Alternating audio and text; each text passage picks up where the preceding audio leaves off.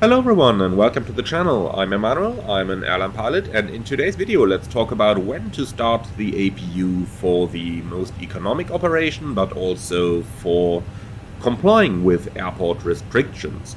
The majority of airports have restrictions on the APU usage in place, which means that you are not allowed to simply fire up the APU at any time, provided a ground power unit is available. Now, in flight simulation, luckily we don't have to be concerned about GPUs being available or not being available, because they basically always are. In real life, that is very well something different. It often happens to us that we arrive on stand and that either the fixed ground power unit that is connected to the jetway is simply not working, and the ground operator has problems getting a portable unit, or that there may simply be no staff to actually connect the unit that is there. Happens all the time, but let's get back to when to actually start the APU during normal operations when you have a ground power unit available. We're going to start with the departure over here, and later on in the video I'm going to fast forward in the flight a little bit to talk about when we start the APU on the taxi in. Alright, so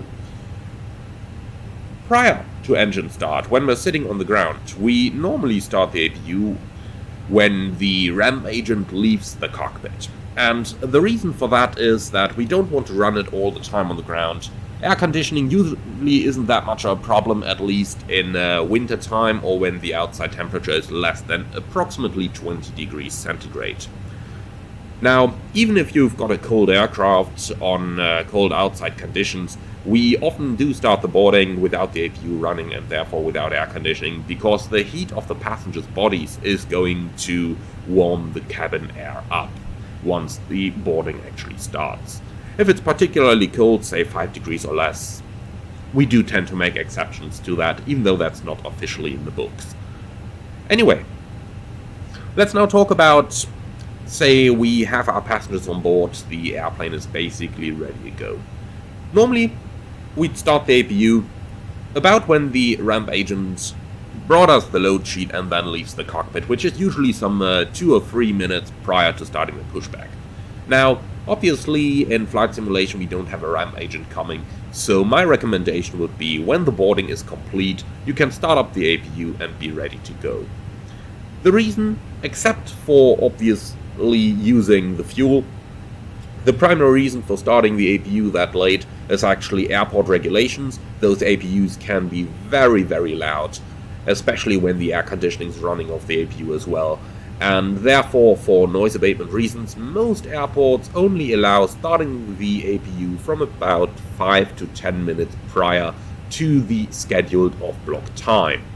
Do note that if we encounter slot delays, so if our target off-block time is met, but we just can't go because of a slot, then we would normally start the APU prior to that, as the noise abatement regulations don't take into account such delays.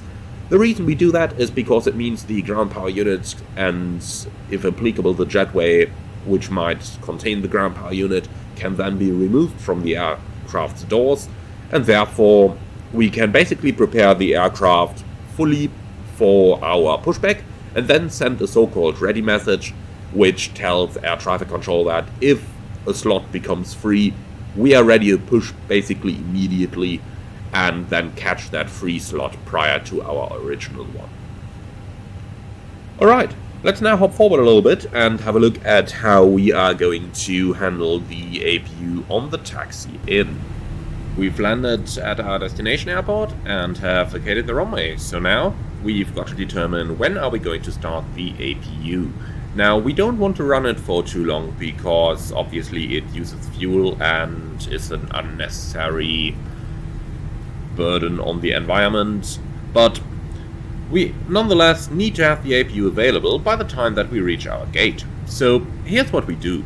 Starting the APU takes roughly 1 minute, so looking at our terminal, we are going to park over here on the other end side on the main apron. We're currently taxiing over here.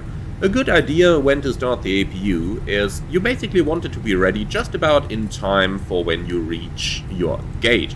We're parking on gate 25 today, so taxiing in by Alpha, and I would say that around about when we're turning into a hotel over here, that is a good moment to start the APU. It needs a little bit of experience, and you just need to make up your own feeling for how long the APU is going to take to start in the type of airplane that you are flying.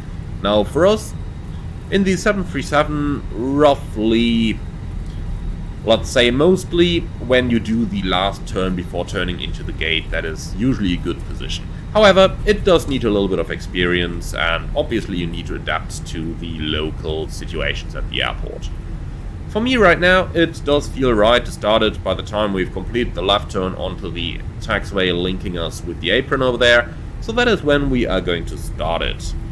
Keep in mind that in some aircraft you might need to press the APU master switch first and then can only press the starter a little bit later, so do take your workload into account as well. For example, I don't want to be looking up at the overhead, pressing buttons as I am maneuvering the aircraft. So obviously in real life you would simply command the pilot monitoring to start it up for you, but for our case, maneuvering the Airbus over here, now we're on a straight line, so let's go ahead, APU master switch on, takes a couple seconds for it to prepare, and then we can press the APU starter like now. Okay, the APU is starting up. Now we have time to look outside again to do our maneuvering, and then let's see how well or not my APU startup was timed. It should basically become available just about by the moment where we reach our on blocks. Something else to consider when planning when to start the APU is obviously if you want to do single engine taxi and if the aircraft that you are flying requires the APU to be on for the single engine taxi. In the 737 you can do single engine taxi without APU. In the A320 however you need to have the APU running if you do single engine taxi, so do take that into account as well when you are planning when to start the APU. Basically, if you've got a long taxi routing, for example like is the case mostly in Frankfurt or Munich, then it might be a good idea to start the APU about 2 minutes after landing, since you need a 3-minute cooldown cycle on most engines after landing before you're allowed to shut them off, which obviously goes for single engine taxi as well. And here we go, APU available. So that's what I call a good moment in time here. Okay, and here we are. So parking brake set, APU available. Let's put the bleed air on and shut our engines down. Okay, that's it. So to finish off the last sentence, I said earlier there, do plan the time ahead when you want to start the APU. For example, you don't want to do it while you are maneuvering the aircraft all around, but on the same moment in time you do want to start it about late enough so that it just about becomes available when you shut down your engines. In real life, my airline actually puts quite a bit of emphasis on the APU usage and how long we take to start it. So we do actually get personal statistics at the end of each month that shows us the average time between where the APU became available and where we actually shut down the engines. That is quite a neat exercise of our airline to give us that so that we can improve on our APU usage. Obviously it saves the company money as well, but that basically means that both sides win something over here. So the last point then that I want to talk about is when to shut the APU down then after you arrive on the gate. And as you can see, they've been pretty quick providing the external power unit for us. So in that case, we can simply go ahead and shut the APU down. Now, when it is especially hot when you are arriving and you know that they don't have ground-based air conditioning, it may be an idea to run the APU for a minute or two longer and just to put the temperature selectors all the way down so that you really cool the cabin down before you shut the APU down. So that's something to take into consideration as well there. Alright, thank you very much for watching everyone. I hope that you have enjoyed this one. If you did, then do let me know in the comments below. I'm very much looking forward to read what you guys think about this. And finally, like, comment and subscribe, and as always, if you want to support the channel, you can do that using the Buy Me Coffee link in the video description below, or by becoming a channel member, which is going to give you exclusive early access to new videos before they're released for everyone else. Thank you very much for watching, and I see you again very soon.